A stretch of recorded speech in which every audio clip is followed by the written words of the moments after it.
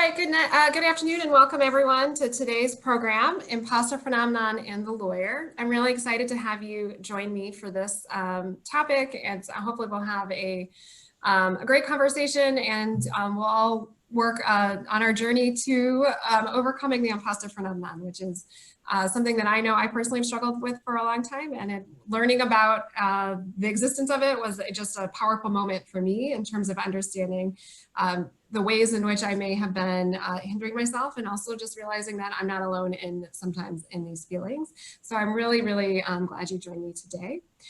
In terms of logistics, just keep in mind this is recorded. The presentation will be recorded. I'm going to ask to make sure you're all on mute in order to minimize distractions during the presentation.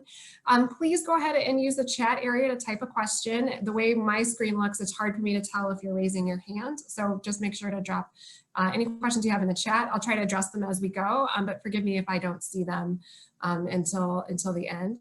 If you run into any technical issues, I will freely admit I'm not the person to help you navigate them. So I would say if you run into any issues, try logging off of Zoom and then getting back on.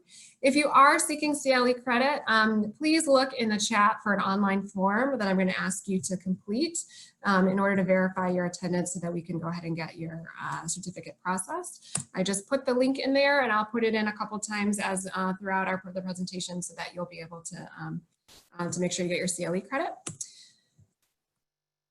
Okay, so in terms of, and yes, we'll make sure, I got a question about the recording. The recording will be emailed out with some materials after the presentation, so you will have access to that. In terms of presenter information, this is your presenter with, professional hairstyling and good lighting, which I have not had in recent COVID times. But my name is Shannon Bartlett. I'm Associate Dean of Inclusion and Engagement here at the law school, and I am happy to be with you here today. So the first thing I'm going to ask you to do is it's important to understand how you engage with the imposter phenomenon. So what I'm going to put in the chat right now is a quiz, and this quiz was developed by the founding researcher in the imposter phenomenon, Dr. Pauline Clance. So it should come up on your screen right now in the chat. So go ahead and open up that document. And it's really easy. It just takes a couple minutes. I'm going to ask you to take those a couple minutes now. So all you're going to do is read each statement, and then you're going to select the answer that resonates for you. So and then you're going to take the number, the corresponding number, and you're going to add up all of the numbers. So you can, I know it's harder because you don't have a piece of paper, but you can open up your calculator function or have a piece of paper and just add it up. And then you're going to score yourself at the end. It tells you how to score, and you're going to see where you fall on this scale. And that'll give us a good starting point for thinking about our conversation today. So I'm going to go ahead and give you just a couple minutes. I'm going to re-upload that quiz for people who are just joining us.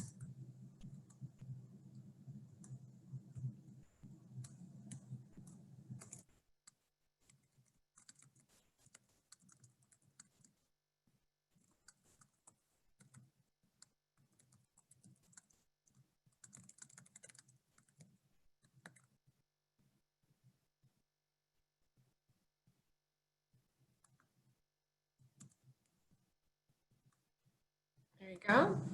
All right. For everyone who's just joining us, you're just going to open up the document I dropped into the chat, and then score yourself and see where you fall on the imposter phenomenon scale. And I'll give you about just a couple more minutes.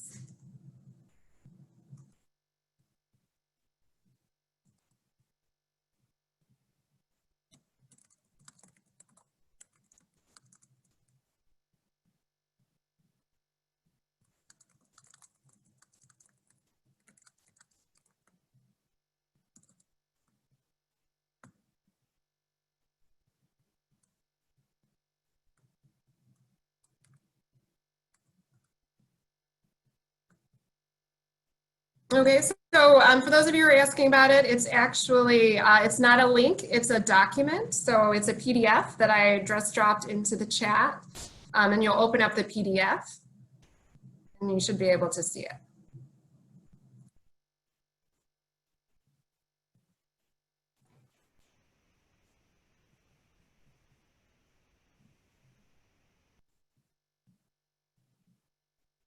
Oh, okay, so if you are on a phone or an iPad, I do think you're not able to pull up the documents. Um, okay, but don't worry, we'll email it out so you'll have an opportunity to take it later. Um, so we're going to go ahead and I'm going to ask those of you, I know not everyone has been able to complete the quiz, but again, we'll make sure that Alumni Relations sends it out with some of the post webinar information so that you can take it on your own time. But it's an important step to sort of understand where you are. So for those of you who did have a chance to take it and score yourselves, I'm going to ask you a question, which I'll put in the poll right now, which is where did you fall on the scale?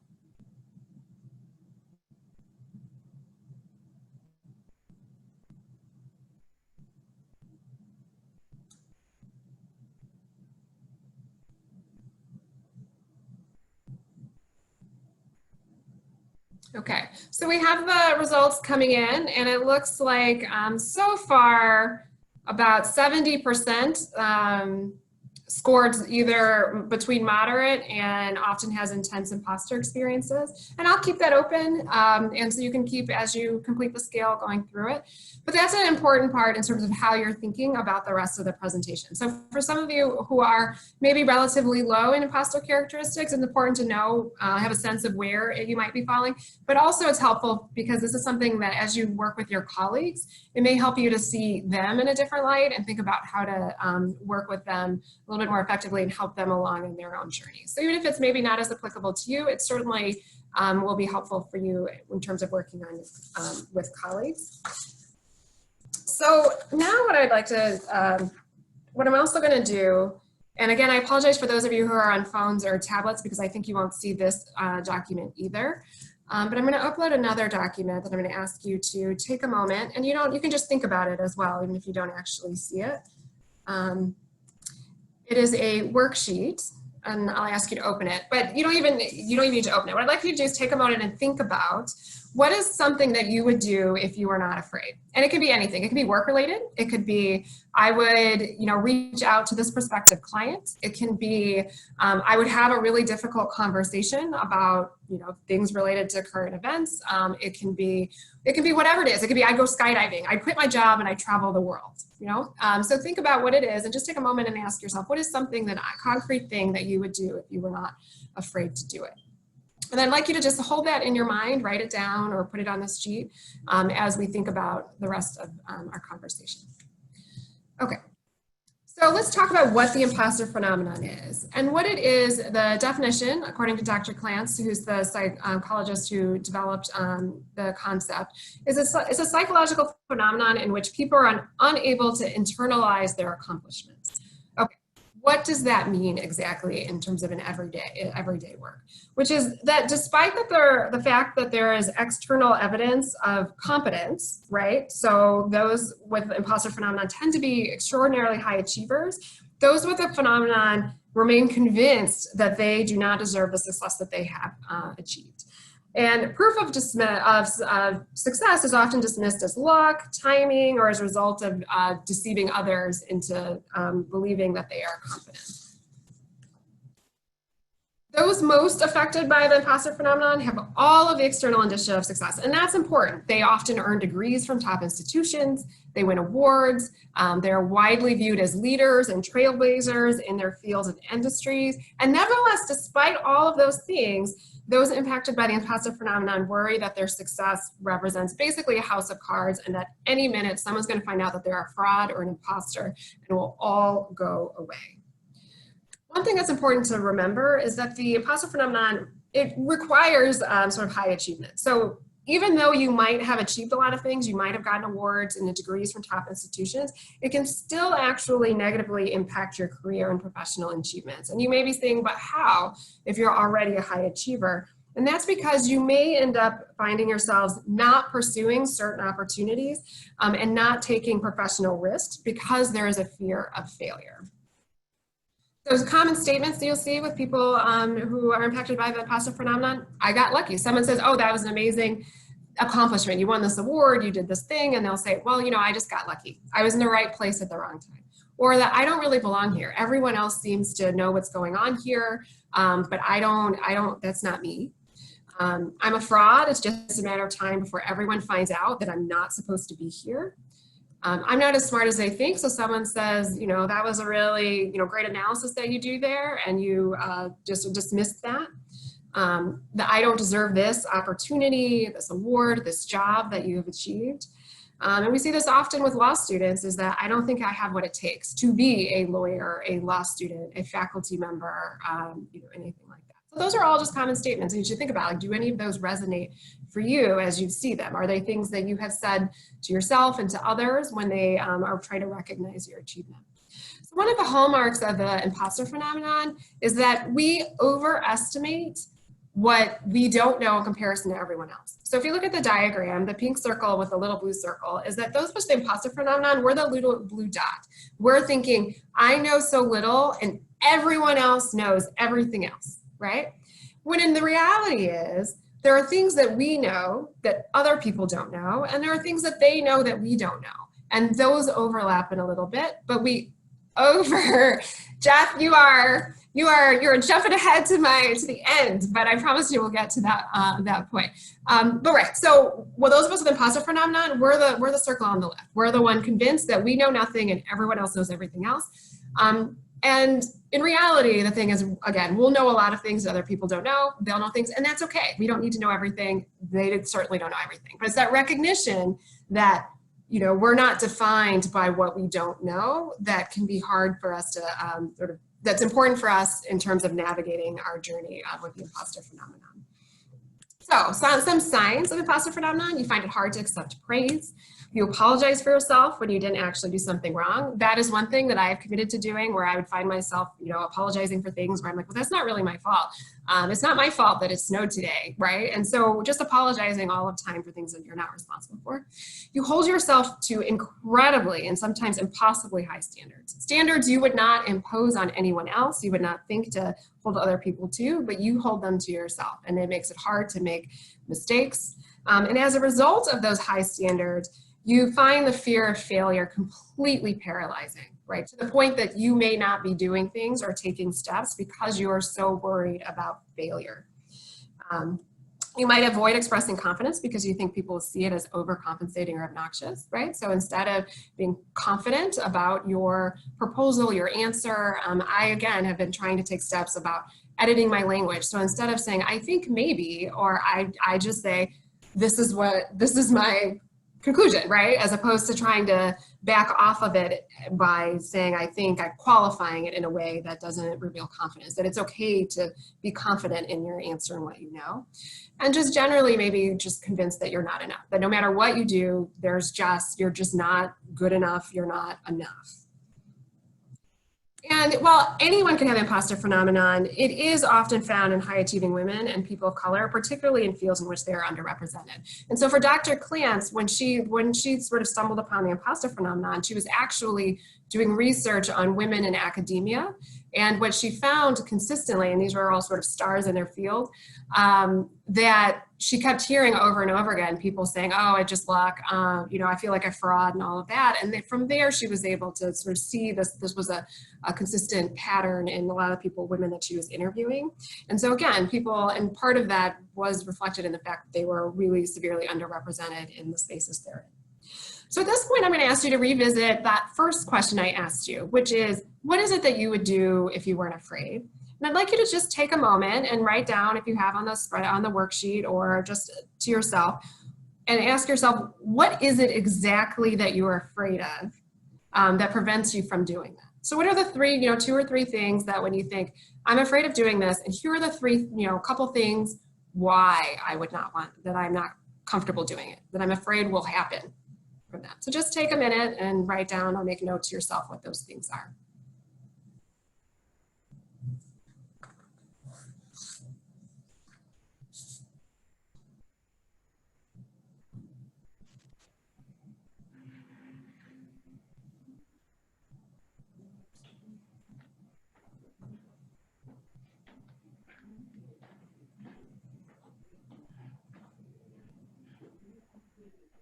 Okay. All right. And so one thing I think is important to do on sort of our short shared journey through the imposter phenomenon in terms of understanding where we are is realizing just how pervasive it can be. So I'm gonna show you a couple of people who have said things that indicate the imposter phenomenon. So one is a quote, which is, "I have written 11 books, but each time I think, uh-oh, they're gonna find out now. I've run a game on everybody and they're going to find me out." Does anyone know who said that? Anyone? Well, you may be surprised that the person who said this and questioned whether or not their success was legitimate in the field was Maya Angelou. Undoubtedly, unquestionably, for many in American fiction and literature, one of the premier writers, right? But still questioned herself and the success that she achieved. There are an awful lot of people out there who think I'm an expert. How do these people believe all this about me? I'm so much more aware of all the things I don't know. That was the former chief of the World Health Organization, Dr. Chan, right? Not a role that you get into unless you're an expert.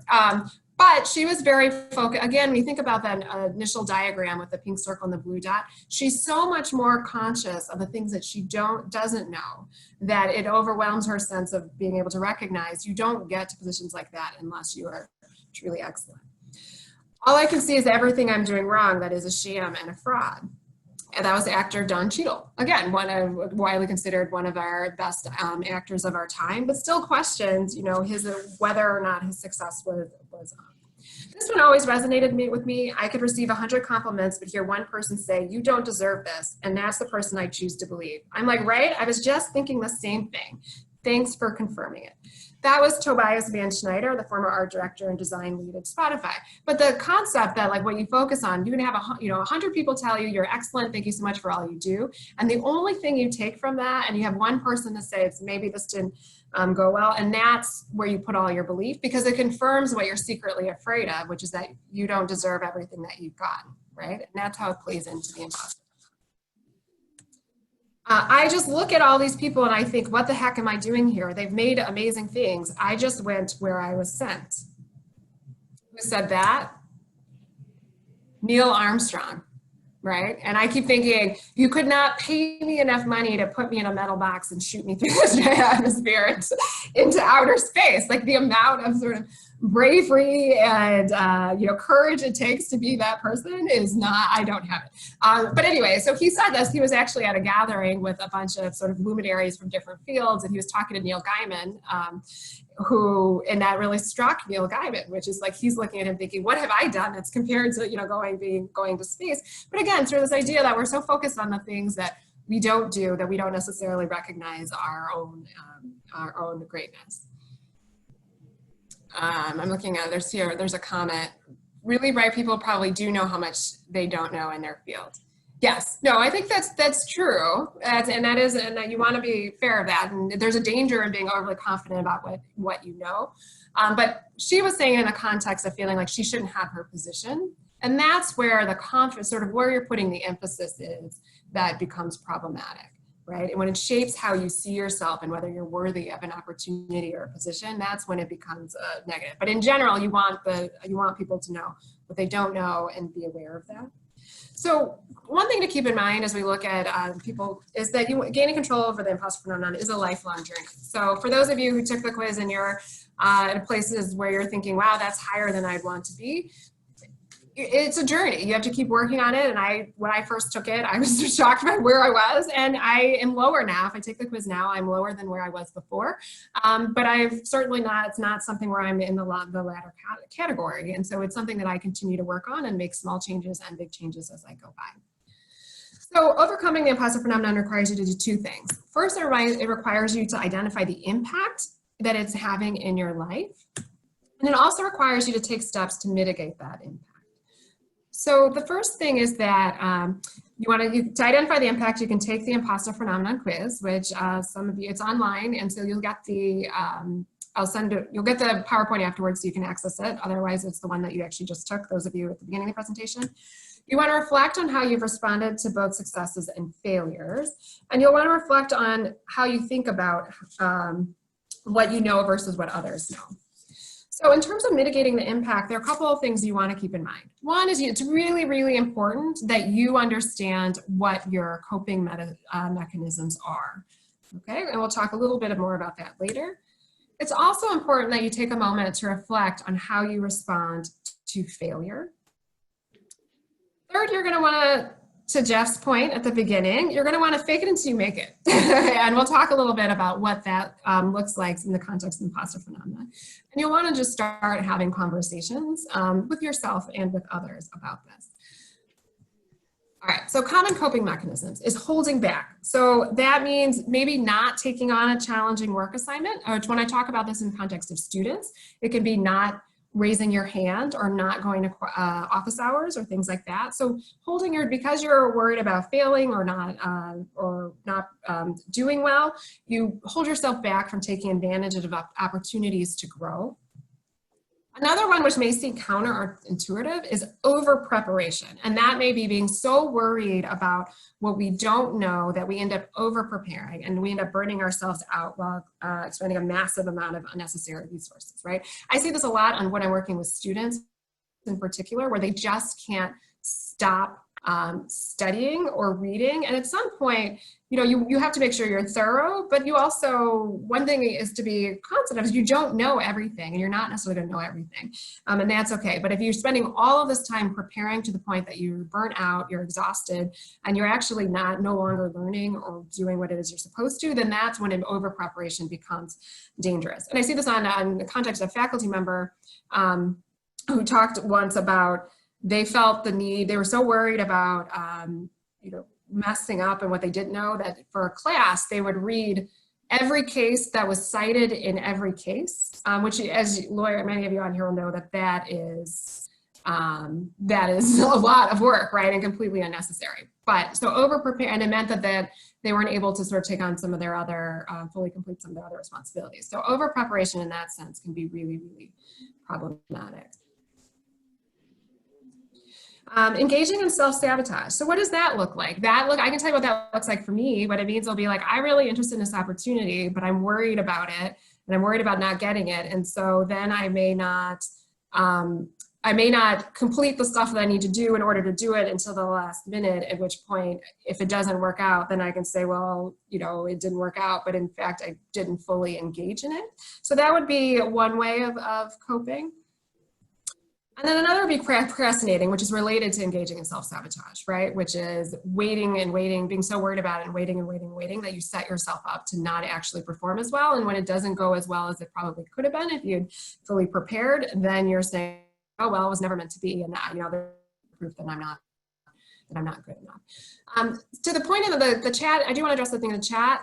You're right. I mean, there is a reason that women and in particular, people of color are show more imposter phenomenon characteristics in spaces when they're underrepresented, because it's tied to how we have been learned to think about whose voices are important and whose efforts are important. So those are inextricably intertwined, and I think why the research shows that while anyone can be susceptible to it, it can be particularly, women and people of color in fields that are underrepresented are particularly prone to showing some of these characteristics. So definitely tied together. I saw the other question about being humble.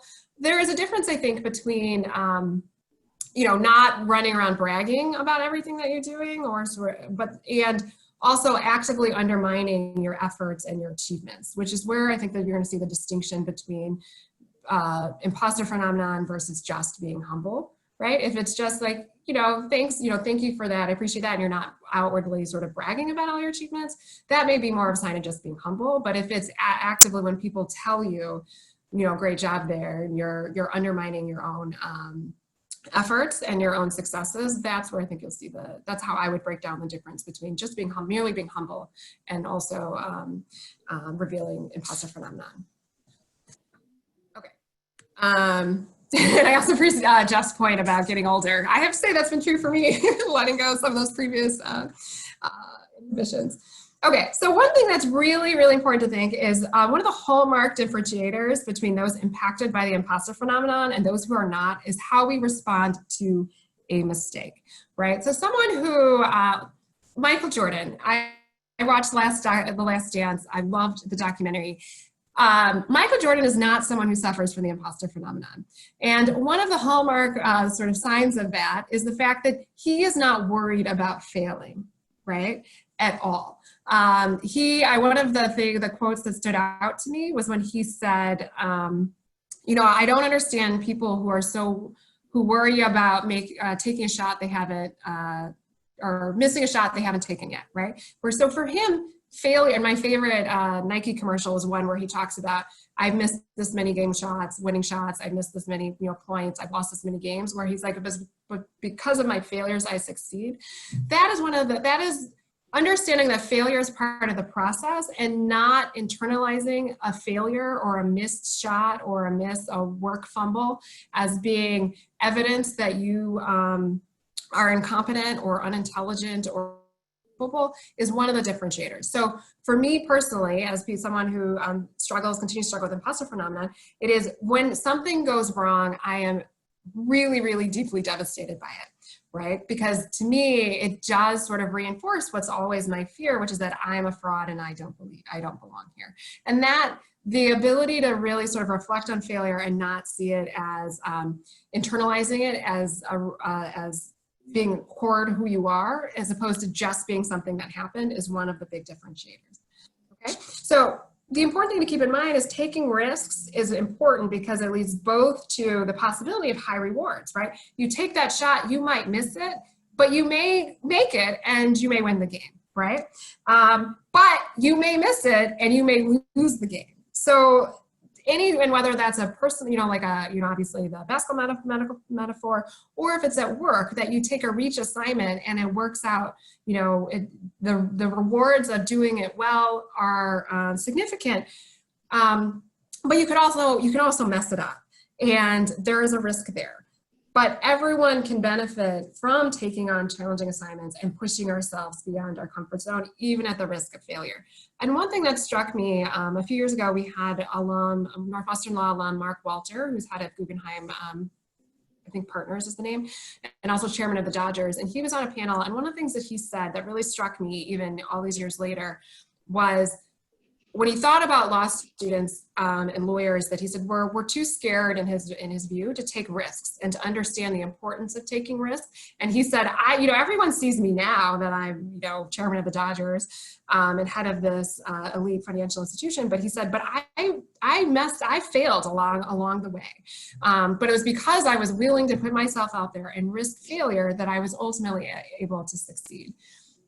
And just keeping the theme of billionaires talking about their mistakes, I saw the David Rubenstein, who's an alum of Chicago Law School, and I forget the name of the company that he runs, but he talked about, he's the same thing, where he's like, everyone looks at me now and says, wow, this guy, has hit the lottery every time. He said, no, he's like, he told us about the time he passed up an opportunity to invest in a new company that was friends of his, it's like his daughter's boyfriend's friend from college, and that was Mark Zuckerberg, and he was like, missed that one, Anyway, but the point is, you have to be able to be willing to risk failure in order to achieve some high success. And so that means it's important to develop what we call a growth mindset. And that is someone who thrives on challenges and sees failures not as evidence of unintelligence or incompetence, but as a launch pad for growth. And that's really imperative for effectively navigating the imposter phenomenon. Okay, so getting to Jeff's excellent wisdom, which is one way of working through it in terms of putting yourself out there for challenges, is faking it until you make it. So that means changing your behavior to fully inhabit your abilities and channeling your confident self, right? And so what does that mean? That means where the imposter phenomenon plays is it's not indicative. There's a discrepancy between what we're capable of doing and what the external indicia have shown. We've gotten degrees, we've gotten these fancy jobs, these credentials, and how we see ourselves, right? And one way to overcome that discrepancy is to actually put yourself out there and change behavior to reflect that person that you are, as evidenced by the external indicia, right? And that can help you bridge the gap between your self-perception and what the reality is. So that means taking baby steps, right? Committing to volunteering for an assignment at work, asking for a professional development opportunity. It could be for those of you who are in the business build client development piece, thinking about someone who's a dream client that maybe you just try having a meeting with, but just really putting yourself out there in small ways. When I talk to students, I talk to them about committing to every class, raising their hand, or committing to go to office hours and prepare a question. And once you start doing it and you start realizing, oh, I can do this, then you'll be able to internalize the fake it. So you start off by faking it, and then you realize I can do this, and that helps you. So as you practice channeling your more confident self, putting yourself out there, your confidence to take on new challenges will begin to grow, and that gap between your self-perception and reality will be reduced. So one thing that you'd want to, I'm going to ask you now to go back to what we talked about at the beginning, which is you thought about something you do if you're afraid of it. You took out a couple of things that you thought as you thought about, like what you're afraid of. And now I'd like you to just take another minute thinking of reflecting on all of that. And what are a couple things, like what do you see as the barriers? So you've talked about what you're afraid of. There are probably things that you see as also barriers to your being able to achieve it. What are those things? So take a moment and write them down, or just reflect on what you see as the barriers to doing the thing that you're afraid of.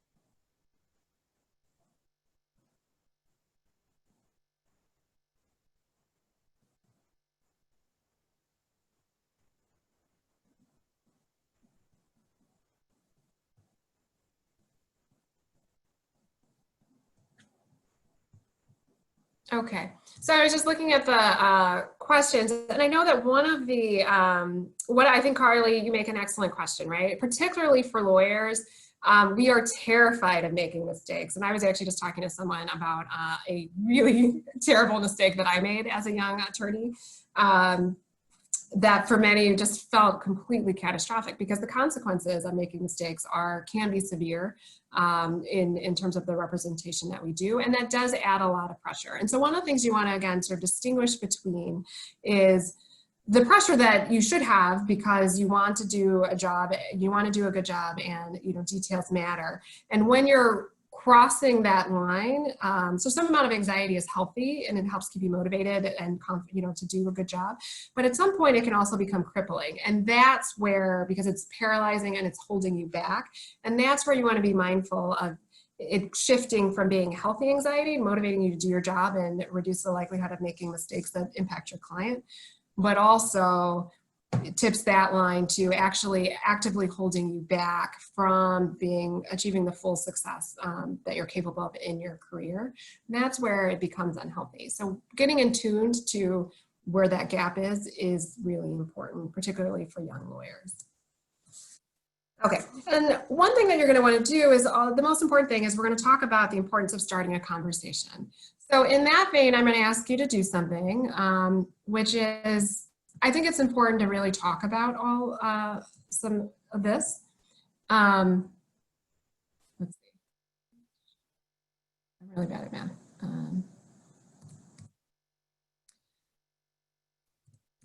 Okay. So now what I'm going to ask you to do is I'm going to actually ask you to talk with one another. So I'm going to send you all to breakout rooms. And I'm going to ask you to do something that may sound scary to you, which is I want you to take a moment, and as you've reflected on the thing that you're afraid of and what makes you afraid, I'd like you to just take a moment to share that with one another, and just have conversations about that for about 7 minutes, and then I'm going to bring you back. Okay?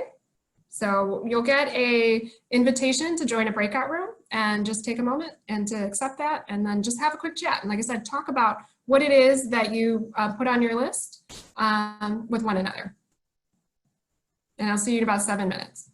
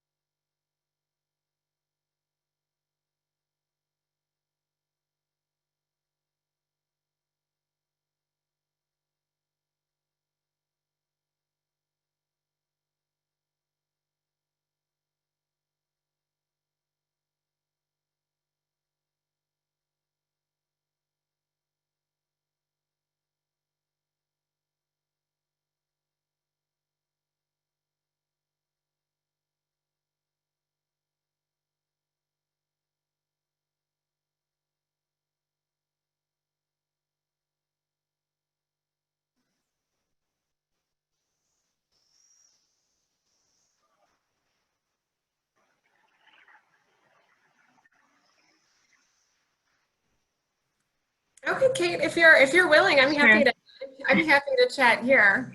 Okay, sure. So what did you put down for your in terms of something you would do if you weren't afraid? Well, I had a really hard time coming up with something, to be honest. And I don't think that's because there's like nothing I'm afraid of. That's not that's definitely not the reason that I haven't been able to come up with it. I was trying to think of like something specific that I want to do, but I haven't done out of fear. Okay. Um, and I can't identify one particular thing. Okay. Um, I definitely am hesitant to do lots of different things just out of like um, thoughts that maybe I don't know what I'm doing. Mhm. So, like writing things, talking about, lecturing about things like that. Okay. Because I teach at Loyola. Okay. So that's sort of like a context for that. But I definitely see it among students all the time, like complete fear to engage in lawyering, and then they just don't. It paralyzes them. Yeah. Yeah. Well, and I think I mean, that's where it's helpful in terms of, like I said, for some of us, it's not necessarily going to resonate as something that impacts our lives specifically, but we can sort of recognizing it in other people is also Mm-hmm. really important. And certainly I see it with a lot of students as well in terms Right. of not, being so worried about asking a question or, getting something Right. wrong that they don't put themselves out there to try. And that's where it becomes detrimental. So. Yeah, and I teach in a clinic, and sometimes it means like not like doing things that you have to do for a case, like not Yeah. making the call, not doing the task. Yeah. So that's a problem for a lawyer to not call Yeah. a witness because you're afraid to do it. Yeah. Yeah, yeah, and that's where it becomes like sort of the self-sabotage, right? You're so worried about messing up that you don't actually do it, or Right. you find it you end up being so paralyzed it actually ends up making it worse. Right.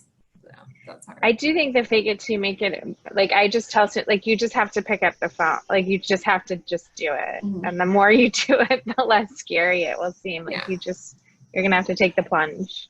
Right, and then even if it does go wrong, frequently in most cases, the failure isn't that catastrophic, and you just realize, oh, Right. it's not that big of a deal, right? Right. Yeah. So a lot of times, because we don't talk about it, we're more worried about it than it can be. Right. So, Right. okay, all right. Well, I'm going to bring everyone back.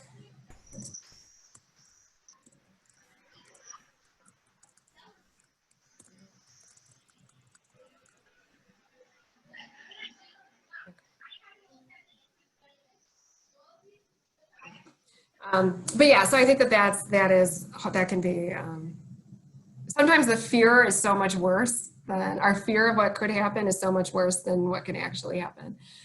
Right. Right. I think the one mistake I made as a young lawyer, it was one of those things where most things you can undo, right? And that's why I tell students is like, if you actually identify the problem early, bring it to someone's attention, most often that there are things that can be, the consequences are worse in not engaging Mm-hmm. Right. but every once in a while there's something that is really difficult to repair, and that was the issue I found myself in. But even Yeah. then, the outcome wasn't as bad as I thought it would be in my mind. So.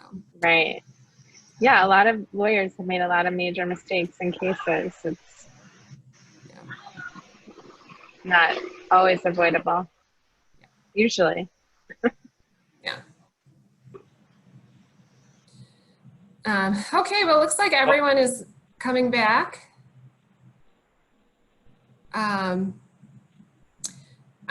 Okay, well, I not so that I'm sure that for some of you, you're like, wait, I just hear you had to write down a list of things I'm afraid of, and then now you want me to talk about it in a room full of strangers. But I would be curious to know if anyone's willing to share, and you can either share in the chat or if you're comfortable speaking. Is anyone willing to tell me what that experience felt like for you? I'm looking at Carol Silver on my screen. It was a little scary. It was a little scary to admit my fear. Yeah. Well, yeah. So what happened happened when you said it out loud and you shared it with other people? I felt like an idiot. Even though the person I was speaking to was very kind and generous, I felt like, you know, she could have fallen off her chair laughing. But in what, because the fear that what you were afraid of isn't that scary, or because, why would she laugh at you? Because, okay, so I'm revealing to this whole group, it's not going to be fun, Shannon. Because what I do is talk to people. I'm on the faculty, right? And I'm supposed to talk to people. And as you know, I'm okay talking to people one-on-one. And I know how to teach a class, and that's fine. But my fear is to make comments in things like lunch seminars. And the reason is because I feel like I'm going to be stupid. What I'm going to say is going to be dumb. Yeah.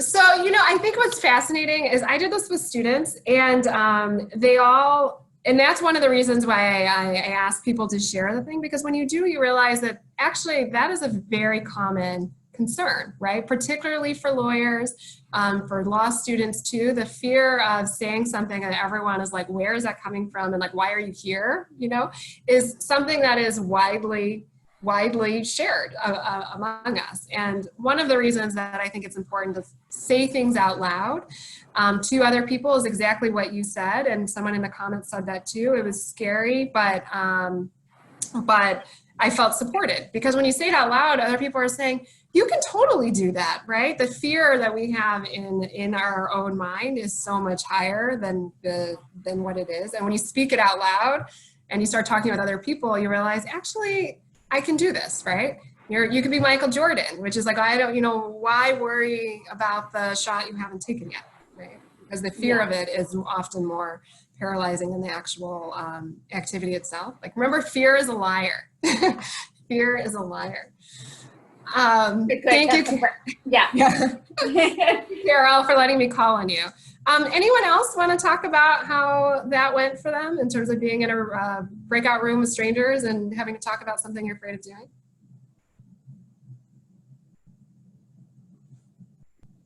Sure, why not? All right, thank you. Hi, this is Dozier. I happen to be an alum of Northwestern, class of 2006. I see some of my classmates on, and some of my lecturers, Carol and Lincoln. Good to see you all. I think we were we were four in our breakout room, but I noticed one person escaped. I don't know what happened. The feedback, I was there with Lisa Joswiak and Nicholas, and I think the common themes were just even going into the breakout session when the breakout session was announced, and you have to go into small sessions and then talk to these people, because we're used to getting lost in a crowd. And so having to go into a breakout session, there was that, palpable fear of, how do I talk to these guys? But we talked about that, and then we talked about where we all are. I'm in Abuja, Nigeria. Lisa is in Michigan. Nicholas is in Illinois. Talked about what we did, and we kind of got comfortable. And so even towards the end, when we saw 56 seconds, we started trying to talk fast to finish our conversation before coming back to the breakout session. But that was good. Okay. All right. And I think the commonality of the concerns is often what's helpful about talking with other people, is you realize this concern that you have, so many people have a similar concern, whether it's talking in front of other people, whether it's, taking a risk. Those things are things that we all share. And then when you realize that you're not alone, that itself can be help your confidence in chance. All right. Well, thank you both, Dozier and Carol, for speaking, even though I strong-armed Carol into talking. I appreciate your sharing that with the. But I highlight that to say that one of I think the most important things is to make sure you start the conversation with one another, and by helping to create spaces for other people to talk about these things and how they can impact all of us, and then you can help sort of start thinking about what are your own coping mechanisms, so that you can fully appreciate how it's impacting your life. Is it preventing you from trying things? Is it, are you, like I said, I'm a procrastinator and I self-sabotage. That's how I do things. And so being mindful of when you see yourself doing that, that you can check yourself and ask yourself candidly, what is it I'm afraid of here? What is it that, what is it I'm actually afraid of those things? What are the likelihood of those things happening, right? And so that you can give you the courage to realize that this is how it's impacting you, and then you can step back. Because again, one of the hallmarks of the imposter phenomenon is that you are all incredibly successful people. You're here, that means you're alums of the law school, or you are friends of the law school, or you are working the law school. But what are the things that, where could you be? What are the things that you're preventing yourself from taking because you're worried about it? Channel your inner Michael Jordan. And apologize for all the MJ references, but I just the last dance and I'm very into it. And I think Cheryl makes a really good point too, which is you never know who's going to share your concern and who might be able to offer you some help in terms of navigating them. So putting the dialogue, I think, is key for helping yourself navigate the imposter phenomenon, but also helping others. Thank you, Michelle. Okay, so what are the tips for you as you think about your journey? And also, again, for those of you who might be less impacted by the imposter phenomenon, but may see it around people that you work with, and to help them navigate it more effectively, is know the signs, right? And that's one of the main focuses of today, is know the signs both in others and yourself. Remember that you're not alone in your feelings. I mean, that was one of the sort of my main goals in terms of putting in small groups, is that it may manifest for people differently, but you're definitely not alone in terms of having these concerns. Talking about your feelings with yourself and one another. Definitely let go of your inner perfectionist, and that is hard for lawyers, right? And so balancing you need to do your job effectively, you need to be detail oriented, you need to do all those things, but making sure that you also realize that sometimes you're going to fail, and that's okay. You know, separate your feelings from fact. At the end, the imposter phenomenon is a discrepancy between fact and feelings. You feel like you're a fraud. You feel like you're not worthy of what you have achieved. But that is not actual fact, right? And that is one of the hallmarks of the imposter phenomenon, is that the external indicia is that you are competent and you're extraordinary and you're these things. It's your feelings that are not, and that's what you need to separate. You know, be kind to yourself. We're so much harder on ourselves than others. So treating yourself with the kindness you would other people. So often if someone brought to you this thing that they're afraid of, or a mistake that they've made, or any of that, you would be very kind to them. You would be supportive. I mean, that was some of the feedback was like, everyone else is supportive. We are so kind and generous with support with others, but not with ourselves. So that's something to keep in mind. Also, I'm going to take a moment now to actually put the CLE attendance form back in the chat. So make sure you click on that so that you can do your attendance form. Say yes to new opportunities, right? Like that is one of the goals, to put yourself out there. Check on things that are challenging. It might be a little bit scary. But that said, you want to be mindful of not reaching too far. You want to take a challenge. You don't want to overreach to something that you're really not prepared for. So you want to stretch, but you don't want to go off a cliff to something that you're not really at all prepared for. And that means being really attuned to what your strengths are and what your weaknesses are, so that it's a stretch, not something where you're really setting up for failure because you're not actually prepared for that. Rewrite your mental script from I'm an imposter to I may not have all the answers, but I know how to figure the answers out, right? And this is where the difference is sort of Dr. Chan is saying, is to someone's point, like, it's important to know that you don't know everything and that you need to have to look them up, but that doesn't, the fact that you don't know everything does not mean that you're incompetent or unworthy, because you're all, affiliated with Northwestern law, you know how to figure out the answer. And then visualizing success is really important in terms of, that's part of the goal of the exercise of identifying what you do if you weren't afraid of, is getting yourself to visualize, like, this is something that I can actually do, and here are actually, and this is how I can move forward. Again, emphasizing that the imposter phenomenon is not based on reality. It is based on your perception of reality, and understanding that difference and being attuned to it is important. And then finally, be really aware of when you are self-limiting. And that is, again, people who have the imposter phenomenon are high achievers, but you may be holding yourself back from opportunities or sort of the level of success that you're able of achieving. So make sure that you're attuned to when you may be holding yourself back. So I am looking at the chat. There looks like there are a couple questions. So there's some advice about getting involved at a senior level in volunteer organizations. Has been a good way to take risk or trying new things and obtaining some validation of ability. That's a great suggestion, right?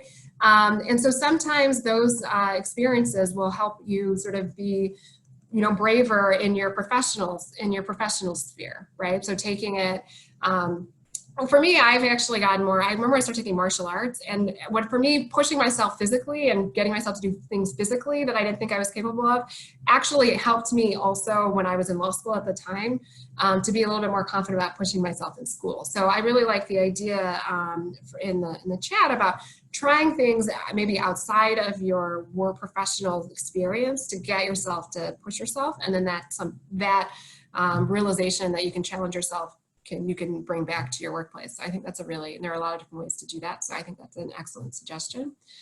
And then someone has asked about the research revealed causes or common backgrounds for those. So no, I mean, I think we talked a little bit about why it's more susceptible in, while anyone can be susceptible to it. And I have a list of resources here. And one of the books I really recommend is The Empress Has No Clothes by Joyce Roche. And it's really an awesome book because she pulled together a lot of anecdotes from different people from different backgrounds. Who talked about their struggle with the imposter phenomenon. And they're all demographics, all like Warren Buffett's daughter is one of the people profiled in the book, all different demographics. So it is it's ubiquitous in terms of how common it is. But I do think that there are a lot of the reason why it's more, you see it more in sort of women and people of color in spaces that are underrepresented, or for all the things that were pointed out in the chat, which is that your voices often aren't able to be seen or heard, or you get a lot of messaging from the time you're young that your opinions are less valued, and that you internalize that, and that's part of how we can navigate the imposter phenomenon a little bit differently than others, even though it's imposter phenomenon and many people across demographics experience it. So oh wow, Thea. Anyway, sorry. Nice to see you. Thanks for coming. So with that, if there aren't any, so there's another question about working with a coach. Yes, absolutely, that can help. I would encourage you to start working with sort of doing the internal work of trying to really understand how it might be impacting your life, how you may be holding yourself back. But then certainly talking with others helps, and whether that's a coach or even just starting a group with your peers, people that you maybe even met here today, about how this is doing it. So just getting more comfortable talking about it. For me, just getting more comfortable talking about it with my peers, with students, has helped me on my own journey. So, and I see John has added that too. Yeah. So, and so it looks like we have a lot of coaches in the space as well. So I will leave the chat open. I'll drop the form in one more time, and then don't worry, because if you're having trouble accessing it, Alumni Relations will send out an email after it, again with that attendance form, with the materials from today, and then also with the recording. So with that, I want to thank you everyone for coming. I want to thank you for those of you who are willing to share with one another. I really appreciate your doing that. I know it's not easy, but talking about it is the first step. So everyone have a wonderful afternoon. Thank you, Shannon. Have a good one. Thank Bye, you, everyone. you too. Thanks, Shannon. Good to see you. Nice to see you.